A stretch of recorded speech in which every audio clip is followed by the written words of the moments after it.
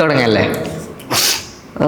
നമ്മൾ ഇന്ന് കാണുന്ന ഖുർആൻ ഉണ്ടല്ലോ, ആ ഒരു ഖുർആന് ഒരു നബി സല്ലല്ലാഹു അലൈഹി വസല്ലം തങ്ങളുടെ കാലശേഷം 100 വർഷം കഴിഞ്ഞിട്ട് ഉണ്ടാക്കിയ ഒന്നാണെന്ന് നമ്മുടെ വെസ്റ്റേൺ അക്കാഡമി അല്ലെങ്കിൽ അക്കാഡമിയെ മൊത്തം വിശ്വസിച്ചിരുന്ന ഒരു കാലഘട്ടമുണ്ട്.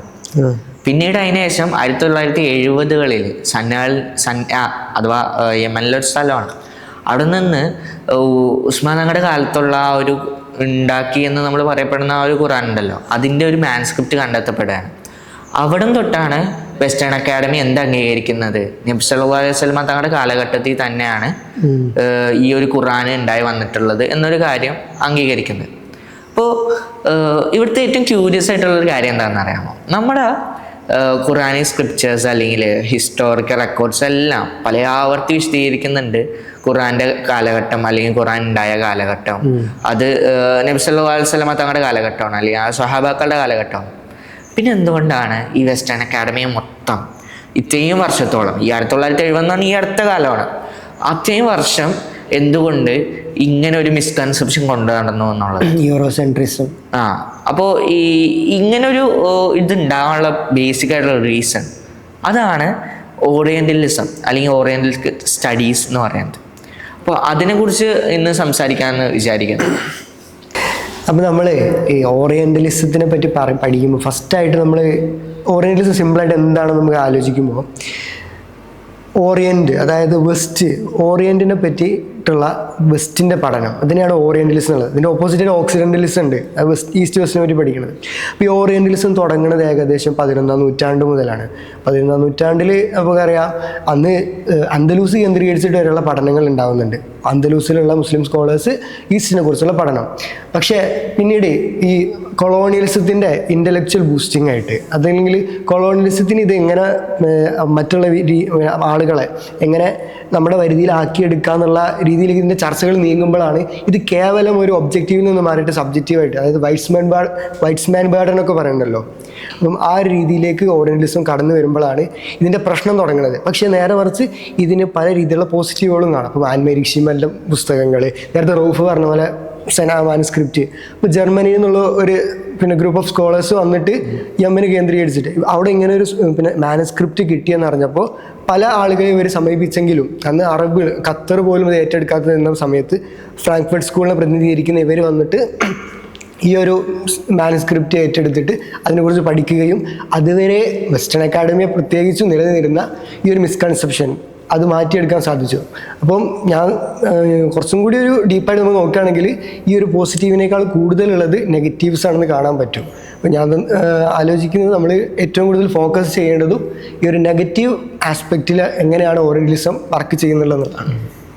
ഇപ്പോൾ നിഷാൻ നേരത്തെ നെഗറ്റീവ്സിനെ പറ്റി പറഞ്ഞല്ലോ, ആ നെഗറ്റീവ്സിനെ പറ്റി പറഞ്ഞപ്പോഴാണ് ഞാൻ ഇന്നലെ ജസ്റ്റ് ഈ പോഡ്കാസ്റ്റിൻ്റെ തന്നെ ഭാഗമായിട്ട് ജസ്റ്റ് കുറച്ച് സാധനങ്ങൾ വായിക്കുന്നതിൻ്റെ ഇടയിൽ എൻ്റെ ശ്രദ്ധപ്പെട്ടൊരു ആർട്ടിക്കിൾ ഉണ്ട്. നാസർ ഫാദലി എന്ന് പറഞ്ഞിട്ടൊരു സ്കോളർ ആർട്ടിക്കിൾ. അദ്ദേഹം അതിൽ പ്രധാനമായിട്ട് ഉന്നയിക്കുന്ന പ്രശ്നങ്ങൾ എന്ന് പറഞ്ഞു കഴിഞ്ഞാൽ ഈ ഒരു ഖുർആൻ എന്നുള്ള സാധനത്തിനെ ഒരു ഡിവൈൻ റെവലേഷൻ എന്നുള്ളതിൻ്റെ അപ്പുറത്തേക്ക് അതിനൊരു വെറും ഒരു ടെക്സ്റ്റ് ആയിട്ട് മാറ്റാൻ വേണ്ടിയിട്ട്, ഒരു ലിറ്റററി ടെക്സ്റ്റ് ആയിട്ട്, അല്ലെങ്കിൽ അതിനപ്പുറത്തേക്ക് ഇതിങ്ങനെ ലിറ്റററി ടെക്സ്റ്റ് എന്നുള്ളതിൻ്റെ അപ്പുറത്തേക്കൊക്കെ ഇസ്ലാമിലേക്ക് ഒരിക്കലും കൊണ്ടുവരാൻ പറ്റാത്ത സാധനം എന്നുള്ള കൺസെപ്റ്റിലേക്ക് കൊണ്ടുവരാൻ വേണ്ടിയിട്ട് പല രീതിയിൽ ഓറിയന്റൽ സ്റ്റഡീസ് ഇതിനെ വക്രീകരിച്ച് കാണിക്കുന്നത് നമുക്ക് കാണാൻ പറ്റും. അപ്പോൾ ഈ ഒരു കാര്യത്തിൽ ഇപ്പോൾ പല രീതിയിൽ അത് പറയുന്നുണ്ട്. ഇപ്പോൾ ഉദാഹരണത്തിന് അതിൻ്റെ കോമ്പിലേഷനിൽ പ്രശ്നങ്ങളുണ്ട്, ഖുർആൻ്റെ കോമ്പിലേഷനിൽ പ്രശ്നങ്ങളുണ്ട്. പിന്നെ അതുപോലെ അതിൻ്റെ ടെക്സ്റ്റിൽ ഒരുപാട് ചേഞ്ചുകൾ വന്നിട്ടുണ്ട്. പിന്നെ അതിനപ്പുറത്തേക്ക് നമ്മൾ നോക്കുമ്പോൾ ജൂയിഷ് അല്ലെങ്കിൽ ക്രിസ്ത്യൻ കൾച്ചറിൽ നിന്നുള്ള പല കഥകൾ എടുത്തിട്ട് കൂട്ടിയോജിപ്പിട്ടുണ്ടാക്കിയ ഒരു ലേറ്റ് ആൻറ്റിക്വിറ്റിയിൽ നിന്ന് ഉണ്ടായി വന്നിട്ടുള്ള ഒരു ടെക്സ്റ്റായിട്ട് ഇസ്ലാമിനെ ചിത്രീകരിക്കാൻ വേണ്ടിയിട്ട് ഒരുപാട് ആളുകൾ ശ്രമിക്കുന്നുണ്ട്. അതിൻ്റെ ഒരു പ്രധാനപ്പെട്ട ഫിഗറായിട്ട് നമുക്ക് വേണമെങ്കിൽ ഗ്രേഗറിൻ്റെ ഒക്കെ വേണമെങ്കിൽ പറയാം. ഗ്രേഗറിനെ പോലുള്ള സ്കോളേഴ്സൊക്കെ മെയിനായിട്ട് ചെയ്യുന്ന ഒരു പണി എന്ന് പറഞ്ഞു കഴിഞ്ഞാൽ ഈ ഒരു കാര്യമാണ്. പക്ഷേ ഇപ്പോൾ ലേറ്റ് ആൻറ്റിക്വിറ്റി എന്ന് പറഞ്ഞപ്പോൾ ഞാൻ ജസ്റ്റ് ഓർമ്മ വന്നൊരു കാര്യം പറയാം. ലേറ്റ് ആൻറ്റിക്വിറ്റി എന്ന് പറഞ്ഞാൽ ഇപ്പോൾ ഈ ഒരു അടുത്തായിട്ട് ഈ ലേറ്റ് ആൻറ്റിക്വിറ്റി ബന്ധപ്പെട്ട ഒരുപാട് പഠനങ്ങൾ ഉയർന്നു വന്നുകൊണ്ടിരിക്കുന്ന സമയമാണ്. ഇപ്പോൾ ഒരു 1980s ശേഷം കാര്യമായിട്ടുള്ള അതിലുള്ള ചർച്ചകളൊക്കെ ഭയങ്കര സജീവമായിക്കൊണ്ടിരിക്കുന്ന സമയമാണ്. അത് ഭയങ്കര ഇൻട്രസ്റ്റിംഗ് ആയിട്ടുള്ളൊരു ഫീൽഡാണെന്ന് തോന്നുന്നു. പിന്നെ അതുപോലെ നമ്മൾ ഇപ്പോൾ ഇതിലുള്ള ഒരു പ്രശ്നം എന്ന് പറഞ്ഞു കഴിഞ്ഞാൽ ഞാൻ കണ്ട വേറൊരു പ്രശ്നം എന്ന് പറഞ്ഞാൽ ഒരു അൽഫോൺസ് മിൻഗാമ എന്ന് പറഞ്ഞിട്ടൊരു ഇറാനിയൻ പാസ്റ്റർ. അപ്പോൾ അവർ പറയുന്നത് പറഞ്ഞു കഴിഞ്ഞാൽ ഖുർആനിനെ നമ്മൾ ഇനി ക്രിറ്റിക്കൽ സ്റ്റഡി നടത്തണം. ഏതുപോലെ നമ്മൾ പണ്ട് ജൂയിഷ് സ്ക്രിപ്റ്റേഴ്സിനെ പഠിച്ചതുപോലെ പഠിക്കണം എന്നാണ്. അപ്പൊ അതിന്റെ ഒരു പ്രശ്നം എന്ന് പറഞ്ഞാൽ, ആ ഒരു ഡയലോഗിന്റെ തന്നെ പ്രശ്നം എന്ന് പറഞ്ഞാൽ, ഈ ക്രിസ്ത്യൻ ക്രിസ്ത്യൻ ബൈബിളിനെ ഒക്കെ കുറച്ചും കൂടി റെവലേഷൻ സാധനങ്ങളിലേക്ക് മാറ്റാൻ വേണ്ടിയിട്ട്, അവരുടെ ഒരു ഒതന്റിസിറ്റി ഉറപ്പുവരുത്താൻ വേണ്ടിയിട്ട് ഈ ഒരു ജൂയിഷ് സ്ക്രിപ്റ്റേഴ്സിനെ അതിനെ താഴ്ത്തി കെട്ടാൻ വേണ്ടിയിട്ടാണ് അന്നത്തെ പഠനങ്ങൾ നടന്നത്. അപ്പൊ അത്തരത്തിലുള്ള ഒരു പഠനം എന്ന് വെച്ചാൽ ഖുർആൻ എങ്ങനെയെങ്കിലും താഴ്ത്തി കെട്ടണം എന്നുള്ള ഒരു എയിമോട് കൂടിയിട്ടുള്ള പഠനങ്ങൾ നടത്താൻ വേണ്ടി ഒരു ആഹ്വാനം ചെയ്യുന്നതായിട്ട് 1927 ഈ ഒരു സംഭവം നടക്കുന്നത്. അപ്പൊ അങ്ങനത്തെ ആഹ്വാനങ്ങളൊക്കെ എന്ത് ചെയ്തിട്ടുണ്ട്, ഈ ക്രിസ്ത്യൻ കമ്മ്യൂണിറ്റികളുടെ ഉള്ളിൽ നിന്ന് തന്നെ ഉയർന്നു വരുന്നതായിട്ട് കാണാൻ പറ്റുന്നുണ്ട്. അപ്പോൾ ഈ ഒരു അജണ്ട, അപ്പോൾ ഈ ഒരു റൈറ്റിങ്സിൽ മൊത്തത്തിൽ ഇവർ കേന്ദ്രീകരിക്കുന്ന ചില ഡോഗ്മകളുണ്ട്. അപ്പോൾ ജെയ്ദൊക്കെ ഓറിയന്റലിസത്തിൽ വ്യക്തമായിട്ട് ഈ ഒരു 4 ഡോഗ്മകളെ സൂചിപ്പിക്കുന്നുണ്ട്. അപ്പോൾ ഒന്നാമതായിട്ട് നോക്കുകയാണെങ്കിൽ അവർ ഓറിയന്റിനെ മനസ്സിലാക്കുന്നത് എങ്ങനെയാണ്, അതായത് ഓറിയന്റ് എന്നുള്ളത് അവരും വെസ്റ്റും അട്ടർലി ഡിഫറെൻ്റ് ആണ്. അവർ വേറെ ഏതൊരു ഗ്രഹത്തിൽ ജീവിക്കണം, അല്ലെങ്കിൽ അത്രയും വ്യത്യാസമുള്ള പീപ്പിൾസാണ്. പിന്നെ ഇവർ ഈ ഒരു രണ്ടാമതായിട്ട് ചെയ്തിട്ടുള്ളത് ഓറിയന്റിൽ ജീവിക്കുന്ന ആൾക്കാർ, അവരെ മുസ്ലിം, പിന്നെ സ്പെസിഫിക്കലി സംസാരിക്കുമ്പോൾ മുസ്ലിംസ്, ഇവർ ജഡ്ജ് ചെയ്യുന്നത് ക്ലാസിക്കൽ ഇസ്ലാമിക് സിവിലൈസേഷനിൽ എങ്ങനെയാണ് മുസ്ലിംസ് ജീവിച്ചത് അതേപോലെ തന്നെ ആണ് ഇപ്പോഴത്തെ മുസ്ലിംസ് അവർ ജഡ്ജ് ചെയ്യാൻ ഉപയോഗിക്കുന്നത്. പിന്നെ ഒരു മൂന്നാമതായിട്ടുള്ളൊരു ഡോഗ്മ എന്നുള്ളത്, അതായത് ഇവർ മാറുന്നില്ല, ഇവർ കാലങ്ങൾക്കനുസരിച്ച് മാറുന്നില്ല, ഇപ്പോഴും അന്ന് 6-ാം നൂറ്റാണ്ടിൽ ബസ് കയറാത്ത അതേ വിഭാഗമാണ്. പിന്നെ നാലാമതായിട്ട് പറയുന്നത് ഇവരെ നമ്മൾ കുറച്ച് പേടിക്കണം. അത് പ്രധാനമായിട്ട് വന്നത് ഈ ഭീകരവാദ സംഘടനകളുടെ ഒരു ഉണ്ടാവലോടുകൂടിയാണ്. അപ്പോൾ സബ് ഹ്യൂമൻ എന്നുള്ള രീതിയിലാണ് നമ്മളിവരെ ചെയ്യേണ്ടത്, കണക്കാക്കണം എന്നുള്ള രീതിയിലൊക്കെ ഇവരെ 4 ഡോഗ്മകൾ. ഇതേ വിഷയം ആരും പറയുന്നുണ്ട്, അബ്ദുൽ അൻവർ മാലിക് എന്നുള്ളൊരു ഈജിപ്ഷ്യൻ രാഷ്ട്രീയ വിമർശകനുണ്ട്. മൂപ്പരുടെ എഴുത്തുകളിലൊക്കെ ഇത് സൂചിപ്പിക്കുന്നുണ്ട്. ഇവർക്ക് മെത്തഡോളജിക്കലും കൺസെപ്ച്വലും ഈ വിഷയങ്ങളിലൊക്കെ ഇടപെടുന്ന വിഷയത്തിൽ പല രീതിയിലുള്ള തെറ്റിദ്ധാരണകൾ ഇവർ ഉണ്ടാക്കിയിട്ടുണ്ടെന്നുള്ളതാണ്. അപ്പം ഈ ഒരു ചിന്തകളാണ് ഇത്തരത്തിലുള്ള എഴുത്തിൻ്റെ ഒക്കെ ഒരു ബാക്ക് നമുക്ക് മനസ്സിലാക്കാൻ പറ്റും. പക്ഷെ എനിക്ക് തോന്നുന്നു അവരുടെ ഓറിയന്റൽ സ്റ്റഡീസിൽ തന്നെ പോസിറ്റീവായിട്ട് അതിനെ ഉപയോഗിച്ച ഒരുപാട് സ്കോളേഴ്സ് ഉണ്ടല്ലോ. ഇപ്പോൾ ഫ്രിഡ്ജ് ഓഫ് ഷോണിനെയൊക്കെ പോലത്തെ സ്കോളേഴ്സ് പോസിറ്റീവായിട്ട് ഇസ്ലാമിനെ കണ്ട ആളുകളുണ്ട്.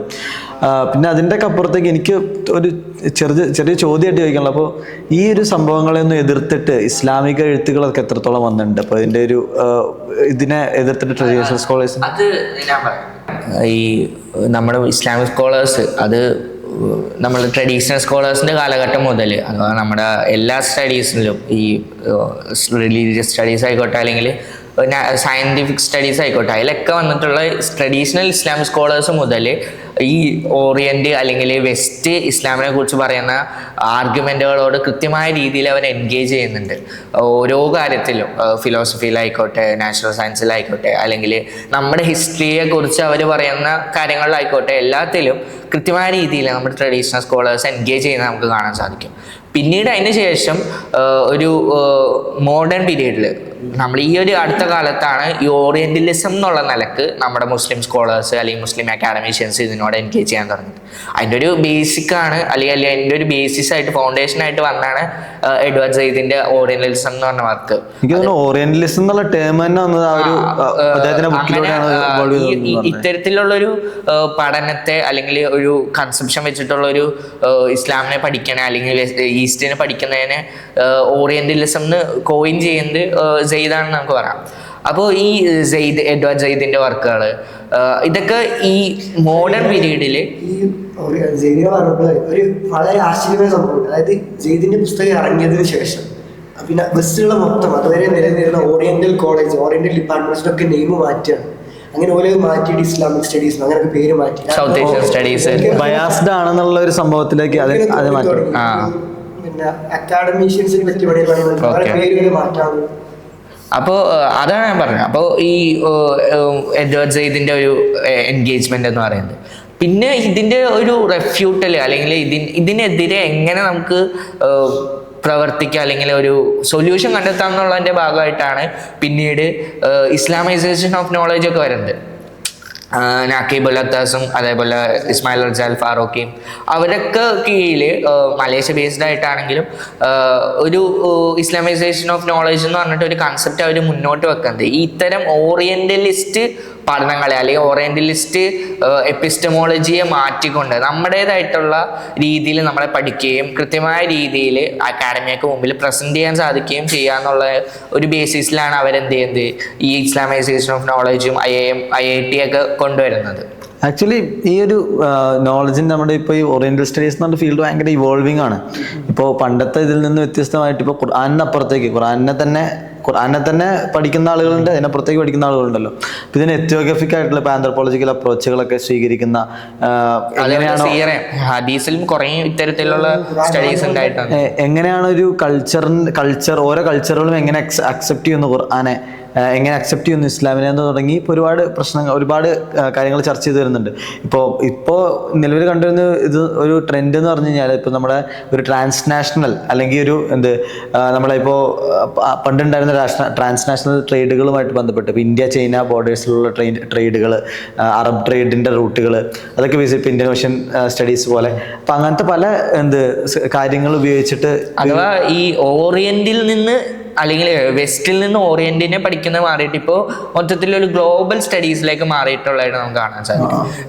നമ്മൾ ഈ നേരത്തെ പറഞ്ഞ മോട്ടീവ്സ് നിലനിൽക്കുന്നുണ്ട്, അല്ലെങ്കിൽ പല വെസ്റ്റേൺ സ്കോളേഴ്സും ഇത്തരത്തിലുള്ള കൺസെപ്റ്റുകൾ ഉള്ളിൽ വെച്ചുകൊണ്ട് പഠനങ്ങൾ നടത്തുന്നുണ്ടെങ്കിൽ പോലും എന്ത് ചെയ്യുന്നുണ്ട്, ഈ മൊത്തത്തിലൊരു അക്കാഡമിയയിൽ ഒരു ഗ്ലോബലൈസ്ഡ് ആയിട്ടുള്ള ഒരു വേൾഡ് വ്യൂ ഉണ്ടായി വന്നായിട്ട് അതിലെനിക്ക് തോന്നുന്നു ഗ്രോയിങ് മുസ്ലിം പോപ്പുലേഷനൊക്കെ ഒരു വലിയ ഒരു ഭയങ്കരമായിട്ടുള്ള റോൾ ഉണ്ട്. അതേപോലെ നമ്മുടെ ഇതിനോടുള്ള എൻഗേജ്മെന്റും ഇപ്പൊ ഈ പറഞ്ഞ രീതിയിലുള്ള നമ്മൾ തിരിച്ച് എൻഗേജ് ചെയ്യുന്നത് അതിന്റെ വലിയൊരു റിസൾട്ടായിട്ട് അല്ലെങ്കിൽ ഒരു കോഴ്സായിട്ട് നമുക്ക് കാണാൻ സാധിക്കും. അപ്പോൾ ഇതോടുകൂടി നമുക്കൊരു ഈ ഒരു വിഷയത്തിൽ ഒരു ഏകദേശ ഒരു ധാരണ ഉണ്ടാകാൻ സാധിച്ചെന്ന് കരുതുന്നു. അപ്പം ഇനി എന്തായാലും പുതിയൊരു വിഷയമായിട്ട് നമുക്കിനി അടുത്ത ചർച്ചകളുമായിട്ട് കാണാം. ഇൻഷാ അല്ലാഹ്. അസ്സലാമു അലൈക്കും.